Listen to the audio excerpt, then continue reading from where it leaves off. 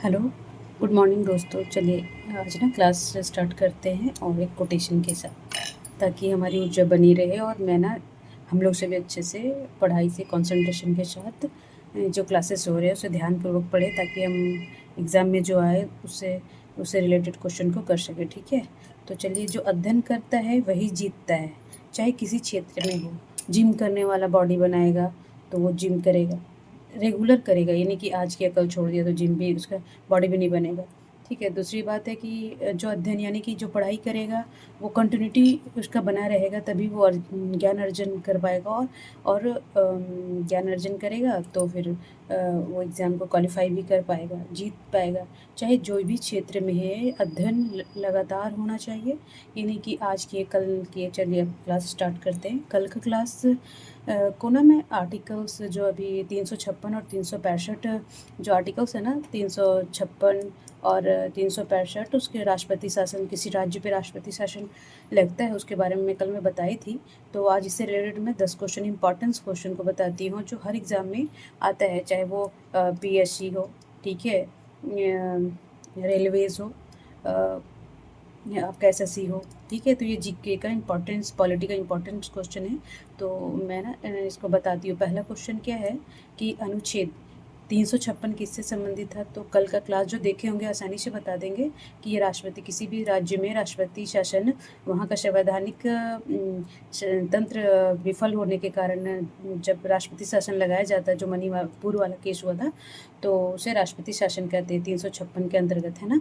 तो चलिए अब आगे बढ़ते हैं और दूसरा क्वेश्चन देखते हैं। दूसरा क्वेश्चन क्या बोल रहा है कि जो क्वेश्चन नंबर 2 है, वो भारत में पहली बार राष्ट्रपति शासन कब और किस राज्य में लागू किया गया था, है ना। तो भारत में सबसे पहले राष्ट्रपति शासन किस राज्य में लागू किया गया था, और रिसेंट में तो देखेंगे कि मणिपुर में, है ना। और जो फर्स्ट है वो इसका आंसर हो जाएगा 1959, केरल। जो फर्स्ट राष्ट्रपति शासन लगाया गया था तो वो कहाँ लगाया गया था, 1959 में, केरल में। ठीक है ना। चलिए अब आगे चलते हैं। अब तीसरा क्वेश्चन क्या बोल रहा है कि आर्टिकल्स आर्टिकल्स यानी अनुच्छेद 365 किस स्थिति में राष्ट्रपति शासन लगाने का आधार बन सकता है। तो कल मैं बताई थी कि 356 और 365, है ना। 365, 356 में बताई थी कि संवैधानिक तंत्र विफल हो जाएगा, वहाँ संविधान प्रशासन अच्छा से नहीं चलेगा, वहाँ कंट्रोल नहीं कर पाएगा, किसी तरह का उपद्रव होगा तो वो राष्ट्रपति शासन लगा दिया जाता है ना, राज्यपाल की सिफारिश पर, है ना। तो अब ये जो पूछ रहा है 365, ये देखिए यहाँ पूछ रहे हैं 365 किस आधार पे किसी राज्य में राष्ट्रपति शासन लागू करने का आदेश देता है ना। तो जब राज्य सरकार केंद्र सरकार के निर्देशों का पालन ना करे, तो इसका क्या हो जाएगा, जब राज्य सरकार केंद्र सरकार के निर्देशों का पालन नहीं करता है और वो संविधान के अनुरूप कार्य नहीं करता है, तो वहाँ पे राष्ट्रपति शासन लगा दिया जाता है ना। तो अब चलिए अब क्वेश्चन नंबर 4 देखेंगे कि राष्ट्रपति शासन की अधिकतम अवधि क्या हो सकती है। तो मैं कल बताई थी, जो पिछले वाला क्लास आप लोग जो नहीं देखे हैं वो देख लीजिएगा, कि जो राष्ट्रपति शासन है वो पहली बार तो 6 महीना लगाया जाता है, ठीक है ना। 6 महीना करके, 6 महीना, अगर 6 महीना में भी वहाँ शांति स्थापित नहीं हुआ, सरकार नहीं बनी, तो फिर संसद के अनुमोदन से क्या होता है, संसद के अनुमोदन से 6 माह और लगा दिया जाता है। और अगर तब भी नहीं हुआ तो 6 महीना करके ये अधिकतम 3 वर्ष लगाया जाता है, ऐसे नहीं कि 10 वर्ष लगाया जाएगा। ठीक है, तो अधिकतम कितना होगा, ये आंसर हो जाएगा सी, 3 वर्ष लगा दिया जाता है। और उसके बाद भी अगर किसी कारणवश वहाँ पे शांति स्थापित नहीं हुई, फिर से शासन बहाल नहीं हुआ उस गवर्नमेंट का, तो चुनाव आयोग के द्वारा वहाँ पे चुनाव करवाना अनिवार्य हो जाता है ना। चलिए आगे बढ़ते हैं। अब क्वेश्चन नंबर 5 क्या बोलता है कि जो राष्ट्रपति शासन के दौरान राज्य की कार्यपालिका शक्ति किसके पास होती है। जब राष्ट्रपति शासन नहीं होता है तो कार्यपालिका की शक्ति किसके हाथ में होता है, तो ये होता है मुख्यमंत्री का, है ना। तो अभी हम राष्ट्रपति शासन के बारे में पढ़ रहे हैं। तो राष्ट्रपति शासन के दौरान राज्य की कार्यपालिका शक्ति किसके पास होगा, तो ऑब्वियसली ये ना राष्ट्रपति के पास होगी, है ना। तो इसकी जितनी भी कार्यपालिका की शक्तियाँ होगा, कार्य होगा, वहाँ का प्रशासन संभालने का होगा, तो ये डायरेक्ट केंद्र के द्वारा और राष्ट्रपति के द्वारा वहाँ मुख्यमंत्री का कार्य राष्ट्रपति करने लग जाएंगे, है ना। चलिए आगे बढ़ते हैं।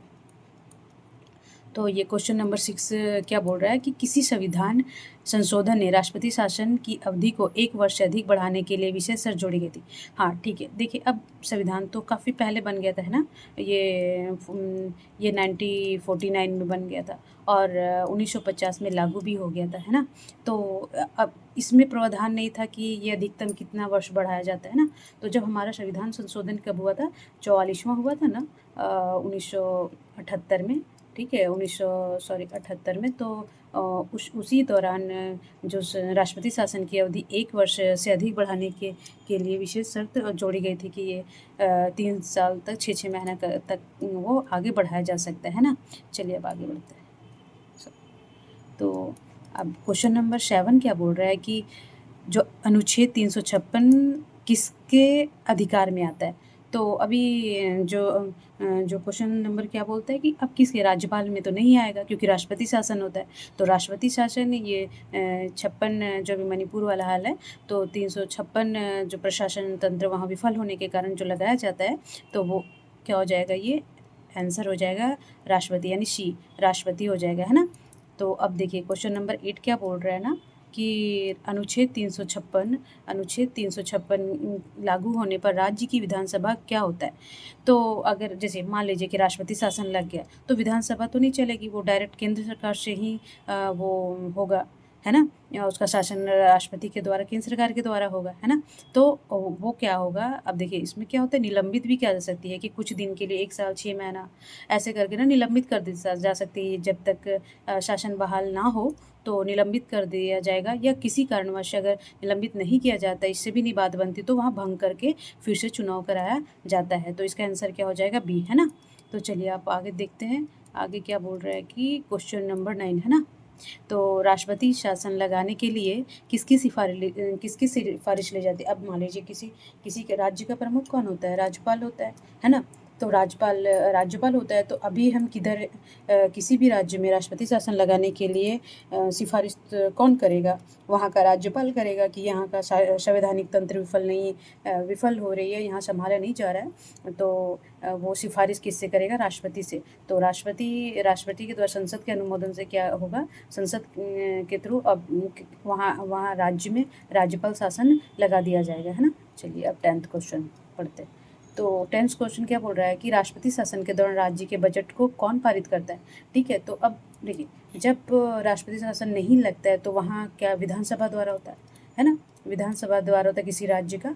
और अगर मान लीजिए जब राष्ट्रपति शासन, तो इसका सारा कार्य क्या होता है, केंद्र सरकार के द्वारा होता है। तो जब केंद्र सरकार राष्ट्रपति शासन होता है तो वो उसका बजट कौन पास करेगा, वो संसद ही करेगी ना।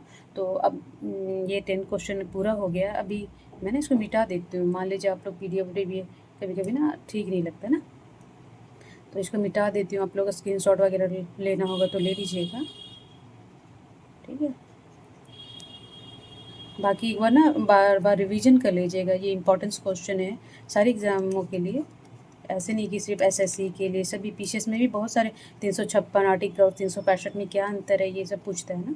तो 2 पॉइंट है कि वो संवैधानिक तंत्र के द्वारा 356 लगाया जाता है, और 365 है कि केंद्र सरकार मतलब कि संसद के बात नहीं मानने के लिए जब वो नहीं करता है तो वो फिर लगा दिया जाता है ना।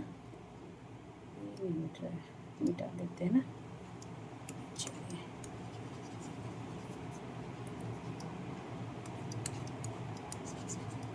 पेज के अनुसार ही मिटा देना ना, सही रहता है।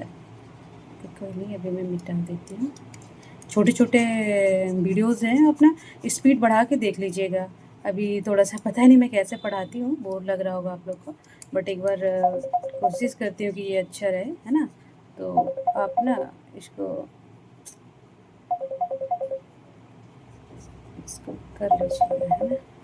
चलिए विराम देती हूँ, मेहनत करते रहें और क्लास को थोड़ा नियमित देखें तो कुछ ना कुछ नॉलेज होगा। I hope. थैंक यू मेरे क्लास को अटेंड करने के लिए, मुझे सपोर्ट करने के लिए। Thank you so much.